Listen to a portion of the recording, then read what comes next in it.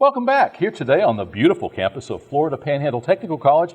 It feels like spring has sprung because it's a gorgeous day, but it's wintertime in Florida and every day is different. I think 20 or 30 degree shift in temperatures the last few days. Right. We've got a treat today. We've got Lauryl Grace Hinson, who is currently our distinguished young woman from Washington County. If you're a regular viewer of the show, you've met our other guest, who's Angela Har.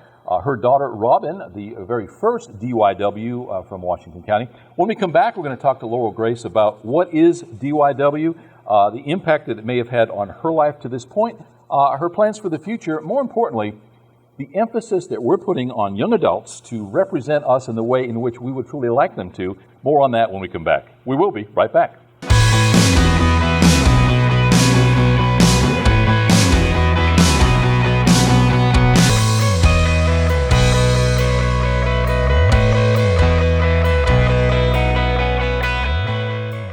Welcome back. As mentioned, our guest today is Lauryl Grace Hinson and Angela Har. Thanks so much for both of you taking the time today. Thank you for having us. We had to pull you out of school. You're a senior at Chipley High School. You're also our easy for me to say, our distinguished young women representing Washington County, Florida. What is DYW? Well, Distinguished Young Women is a program, a scholarship program for young women that are seniors in high school, and it really grows each young girl that participates in it because you learn to have confidence and to be well-spoken, which is something that I've learned a lot about just in the past few months. And she has grown tremendously. Yeah, and it really does just help each young girl grow tremendously throughout the program just by learning to speak well for themselves and knowing what to say. I've learned a lot from her. Yeah, and we know your family. We know your mom and dad, and certainly Luke. Luke has actually been on the show in the past. He came up with a charitable effort at one point. I think it was human trafficking, if I remember correctly, and that was, 5-6 years ago. Yeah, it was when he was a senior. Yeah. Yeah, so we know a little bit about your family, and certainly we've seen you. As I mentioned in the pre-show, we miss you as part of the cheer squad. So I'll ask that question. Why are you no longer cheering this year? Just too much going on? Yes, sir. I just had, it was a lot of schedule issues last year. I was really busy all the time, never home. And so I just thought I would just kind of change that this year and be able to focus more on the things that are really important to me, which cheer was important to me, but it was just something I did for fun that I just love to do. But yeah, I thought I would just focus more on the important things. Well, and for what it's worth, we do miss you. You are one of those that was always smiling, and we appreciate that. My wife and I shoot a lot of what goes on in the area, and certainly focused on those high school sports. Right now, basketball and the girls' basketball team at Chipley are doing great. We just finished our first night of tournament last night. Chipley won, so they're moving on to tonight. Blake Wilson recently took over, but within the last year or so, as the athletic director and head football coach of Chipley. And when he came on the show, right after he took over, now he'd already been an assistant coach for many years. Right. He was embedded in the community, had family here. But nonetheless, this was his first shot at that head coaching position. And I asked him, to what do you attribute the fact that we have such stellar academic students, scholastically speaking? We've got talented sports students. We've got artistic in the way of drama and acting. We've got the whole gamut. We've got just a great, and this is like a slice of the American pie, according to George Rockwell. It's that, or Norman Rockwell. It's that American beauty. And he said it's because we have such great, supportive families, extended families, and more importantly, that community family. Angela, we have spoken to Robin, your daughter, in the past. Now, that's been 3 years, 4 years? 2014, correct. Okay, so several years ago. Tell us from your perspective, and I know that you were responsible for DYW coming to Washington County. What made that organization, that institution, attractive to you, and what did you feel by bringing that to Washington County that we, the rest of Washington County, would gain? Well, as you know, Robin was the first DYW of Washington County. We did not have a local county program in our area. There was only an at-large program which handled Bay County, Gulf, Escambia, all of Northwest Florida. So when my daughter wanted to participate in the program, she had to go compete at the at-large program, which happened to be over in Pace, Florida. After competing, she went to the state program, and through the DYW organization, she came away with close to $48,000 in cash and college tuition scholarships. Needless to say, that was a huge blessing to our lives. She will graduate from college with very, very, very little debt as compared to a lot of students. Even with bright futures, it does not compare to what she has earned with the scholarship through this program. Well, after the state program, the state organization came to me and sought my counsel if I would bring the program to our county. And I could not do it because not everybody around here knows about the program. Distinguished Young Women used to be America's Junior Miss. It's been around since 1958. They changed the program name in 2010 to get away from the pageant focus. Not that there's anything wrong with pageants, but because they wanted to focus on the program's emphasis on a young women's achievements, their attributes, their talents, and not necessarily on their appearance. They do have a fitness category, but you could be a size 2 or a size 14 and still be fit and still do well in the DYW program, and whereas that might not happen in a pageant. Yeah, it makes sense. We, by default, work with a lot of pageant organizations, either through the marketing or the photography or videography. Right. And I tell you, if it weren't for stage moms, pageants would be great opportunities. Correct. Working with parents, many years ago, I worked with Radio Disney and did a lot of the Disney functions. We dealt with stage moms from hell. I mean, these parents were all about pushing their little 4-year-old at you, and that's where the fun stops, and where Correct. the cute stops, and it becomes just a dog-eat-dog business world. And I'm not saying we have that locally from the pageant scene, but I got to tell you, every once in a while, I see some things.